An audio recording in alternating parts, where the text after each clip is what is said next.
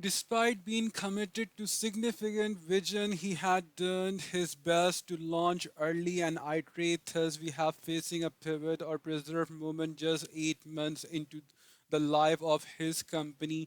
The more money, time, and creative energy that has been sunk into an idea, the harder it is to pivot. David had done well to avoid that trap. David had identified his leap of faith cushion explicitly at the outset, and more important, had made quantitative prediction about each of them.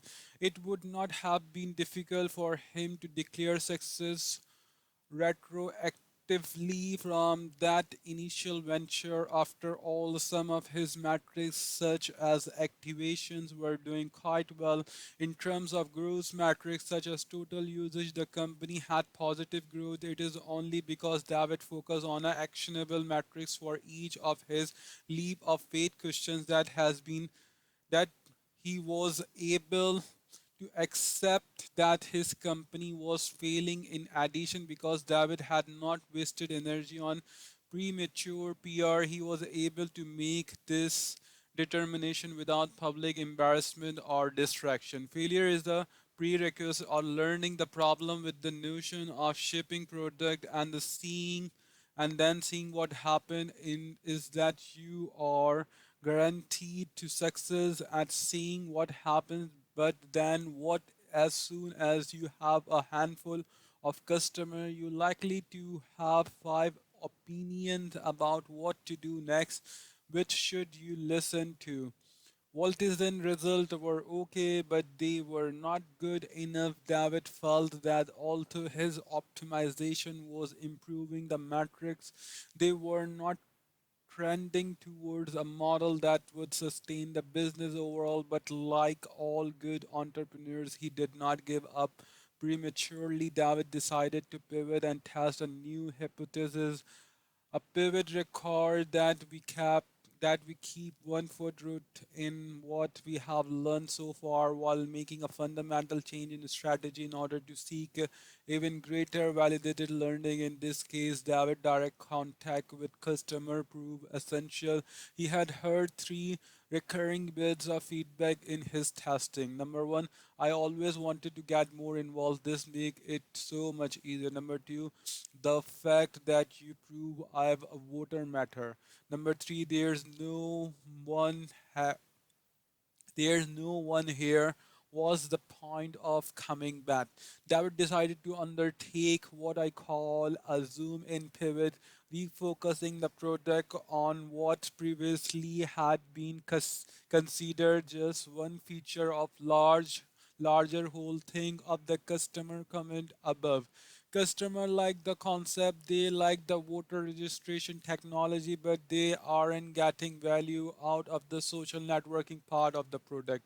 David decided to change what is done into the product called TwoGov, a social lobbying platform, rather than get customer integrated in a civic social network. TwoGov allow them to contact their elected representative quickly and easily via existing social networks such as Twitter. The customer engaged digitally, but TwoGov translates that digital contact into paper form. Members of Congress receive old-fashioned printed letters and petitions. As a result, in other words, TUGov translate the high-tech world of its customer into the low-tech world of politics. TUGov had a slightly different set of leap of faith questions to answer. It is still dependent on customers signing up, verifying their voter status and referring their friends, but the growth model changed. Instead of relying on the engagement driving business sticky growth, TUGov was more transactional. David's hypothesis was the passionate activist would be willing to pay money to have TUGov facilitate contact on behalf of voters who cared about their issues. David knew MVP took 4 months and another $30,000. He now spent a grand total of $50,000 work for 12 months, but the result from his next round of testing were dramatically registration rate 42%, activation 83%, retention 21%, and referral whooping 54%. However, the number of activist willing to pay was less than 1%. The value of each transaction was far too low to sustain a profitable business, even after David had done his best to optimize it. Before we get to David's next pivot, notice how convincingly he was able to demonstrate validated learning. He hoped that with this new product, he would be able to improve his leap of faith matrix dramatically, and he did. See the chart below. Before pivot, after pivot, engine of growth, sticky paid. Registration rate 17%, 42%, activation 90%, 83%, retention 8%, 21%, referral 6%, 54%, revenue not not available 1%, lifetime value not available minimum. He did this not by working harder but by working smarter, taking his product development resources and applying them to a new and different product. Compare with the previous 4 months of the optimization, the new 4 months of pivoting had resulted in dramatically higher return on investment, but David was still stuck in an age-old entrepreneurial trap. He, his metrics and product were improving, but not fast enough. David pivoted again, this time rather than really rely on activists to pay money to drive contact. He went to large organization, professional fundraiser, and big companies which all have a professional or business interest in political campaigning. The companies seemed extremely eager to use and pay for David's service. David quickly signed letters of intent to build the functionality they needed. In this pivot, David did what I call a customer segment pivot, keeping the functionality of the product the same but changing the audience focus. He focused on who pay, from customer to business and non-profit organization. In other words, David went from being a business to customer, B2C, and company to being a business to business, B2B company. In the process, he changed his planned growth model as well to one where he would be able to fund growth out of the profit generated from each B2B sale. 3 months later, David had built the functionality he had promised based on those early letters of intent. But when he went back to companies to collect his check, he discovered more problems. Company after company procrastinate, delayed, and ultimately passed up the opportunity. Although they had been excited enough to sign a letter of intent, the closing a real sale was much more difficult. It turned out that those companies were not early adopter.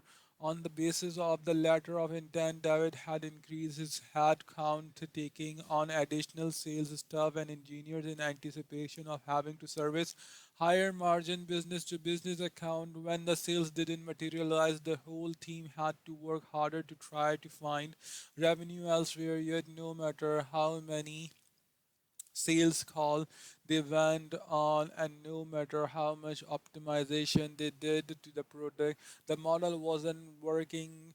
Returning to his leap of faith questions, David concluded that the result refuted his business to business hypothesis, and so he decided to pivot once again. All this time, David was learning and gaining feedback from his potential customer, but he was in an unsustainable situation. You can't pay stuff with what you have learned, and raising money at your juncture would have is escalated the problem. Raising money without early traction is not a certain thing.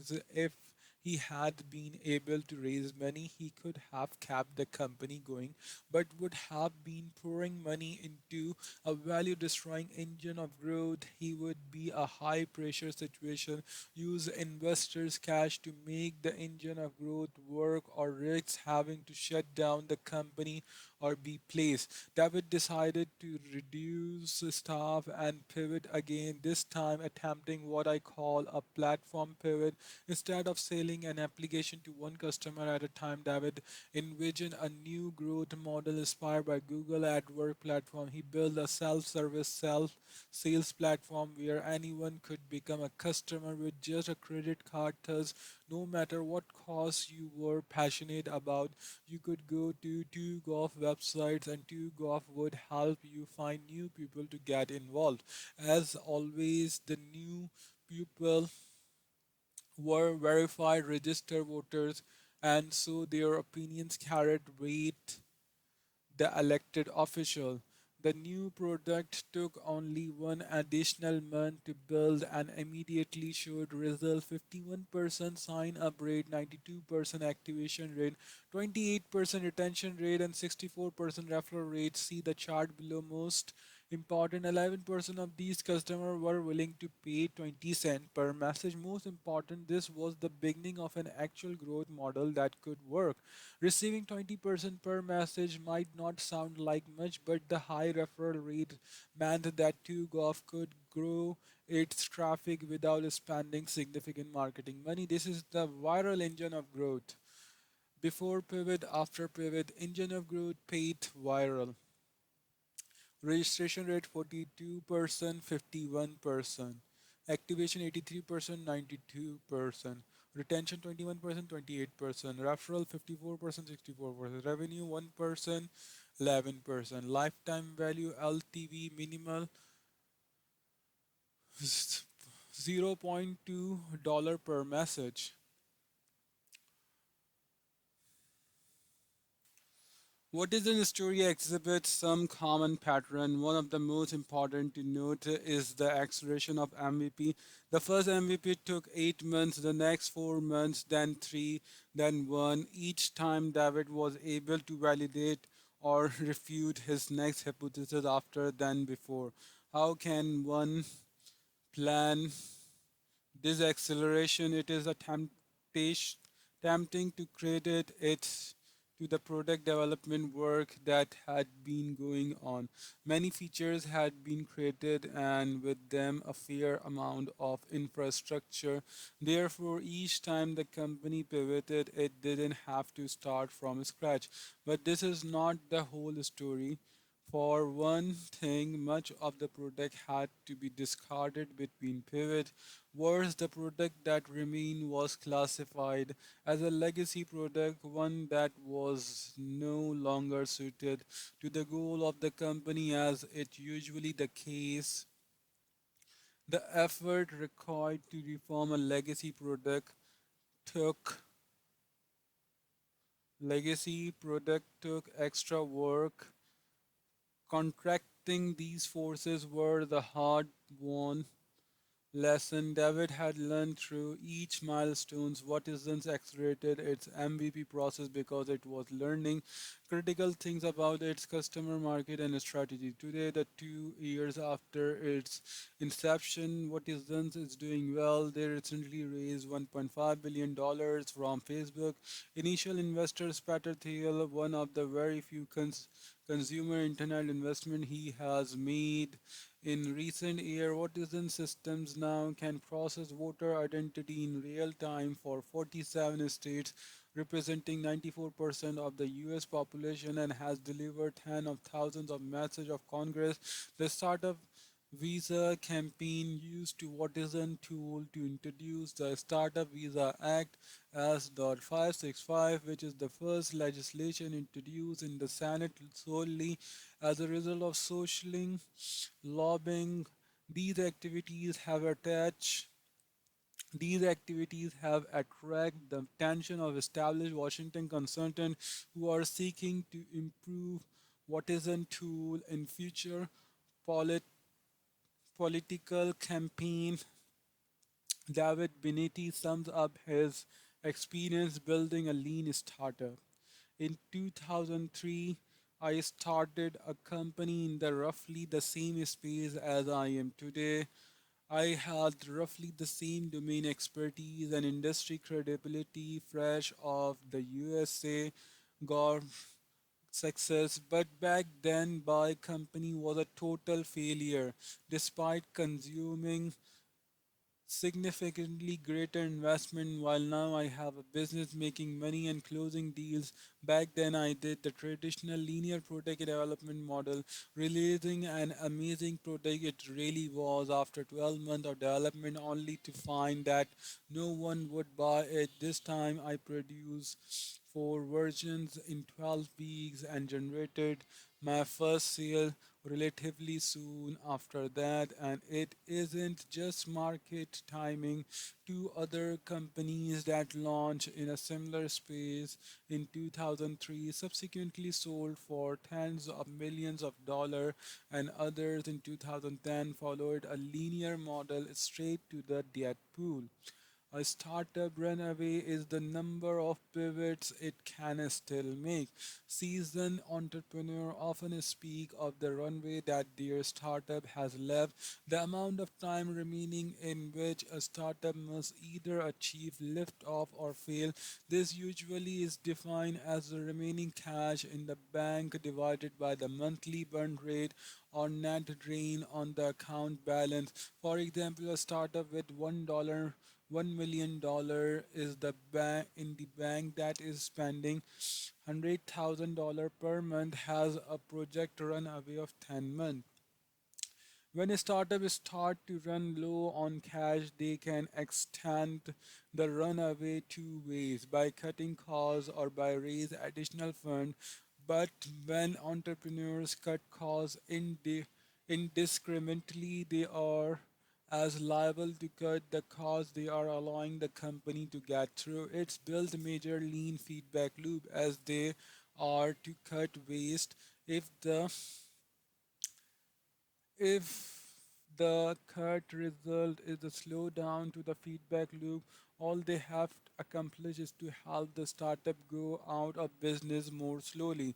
The true measure of runway is how many pivots a startup has left, the number of opportunities it has to make a fundamental change to its business strategy, measuring runaway through the lessons of pivot rather than that of the time suggests another way to extend that runway. Get to each pivot faster. In other words, the startup has to find ways to achieve the same amount of validated learning at lower cost or in a shorter time. All the technique in the lean startup model that have been discussed so far have this as their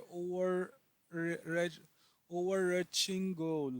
Pivot require courage, as most entrepreneurs who have decided to pivot and they will tell you that they wish they had made the decision sooner. I believe there are three reasons why this happened. First, vanity metrics can allow entrepreneurs to form false conclusion and live in their own private reality. This is a particularly damaging to the decision to pivot because it robs teams of the belief that is necessary to change. When people are forced to change against their better judgment, the process is harder, takes longer, and lead to a less decisive outcome. Second, when an entrepreneur has an unclear hypothesis, it almost impossible to experience complete failure, and without failure, there is usually no impetus to embark on the radical change. A pivot requires, as I mentioned earlier, the failure of the launch it and see what happens. Approach should now be evident. You will always succeed in seeing what happens, except in rare cases, the early result will be ambiguous and you won't know whether to pivot to preserve and whether to change direction or stay the course. Third, many entrepreneurs are afraid acknowledging failure can lead to dangerously low morale. Most entrepreneurs' biggest fear is not that their vision will prove to be wrong. More terrifying is the thought that the vision might be deemed wrong without having been given a real chance to prove itself. This fear drives much of the resistance to the minimum viable product, split testing, and other techniques to test hypotheses. Ironically, this fear drives up the risks because testing doesn't occur until the vision is fully represented. However, by that time, it is often too late to pivot because funding is running out. To avoid this fate, entrepreneurs need to face their fear and be willing to fail, often in public way. In fact, entrepreneurs who have a high profile, either because of personal fame or because they are operating as part of the famous brand, face an extreme version of this problem. A new startup in Silicon Valley called Path was started by experienced entrepreneur Dave Moran, who previously had overseen Facebook platform initiative. Dustin Miro, product designer and co-creator of Mac Macister, and Sean Fanning of Napster fame, they decided to release a minimum viable product in 2010. Because of the high profile nature of its founder, the MVT attracts significant press attention, especially from technology and startup blogs. Unfortunately, their product was not targeted at technology early adopters, and as a result, the early blogger reaction was quite negative. Many entrepreneurs fail to launch because they are afraid of this kind of reaction, worrying that it will harm the morale of the entire company. The allure of positive press, especially in our home industry, is quite strong. Luckily, the Path team had the courage to ignore this fear and focus on what their customers said. As a result, they were able to get essential early feedback from actual customer. Path Path goal is to create a more personal social network that maintains its quality over time. Many people have had the experience of being over-connected on existing social network, sharing with past co-worker, high school friends, relatives, and colleagues. Such groups make it hard to share. Ultimate Movement Path took an unusual approach. For example, it limited the number of connections to 50 based on brain research by the anthropologist Robin Derber at Oxford. His research suggests that 50 is roughly the number of personal relationship in any personal person life at any given time. For members of the tech press and many tech early adopters, this artificial constraint on the number of connection was anathema. They routinely use new social networking products with thousands of connections. 50 seems way too small. As a result, Pod endured a lot of public criticism, which was hard to ignore, but customers flocked to the platform, and their feedback was decidedly different from the negativity in the press. Customer liked the intimate movement and consistently wanted features that were not on the original product roadmap, such as the ability to share how friends' pictures made them feel and the ability to share video movement. Dave Morris summed up his experience this way: the reality of our team and our backgrounds build up a massive wall of expectation. I don't think it would have mattered what we would have released. We would have been met with expectation that are hard to live up to, but to us it just meant we needed to get our product and our vision out into the market broadly in order to get feedback and to begin iteration. We humbly test our theories and to approach to see what the market think, listen to the feedback honestly, and continue to innovate in the direction we think will create meaning in the world. Path story is just beginning, but already their courage in facing down critics is paying off. If and when they need to pivot, they won't be hampered by fear. They recently raised $8.5 million in venture capital in a round led by Kilner Perking, Garfield and Bayer, in doing so, had reportedly turned down an acquisition offer for $100 million from Google.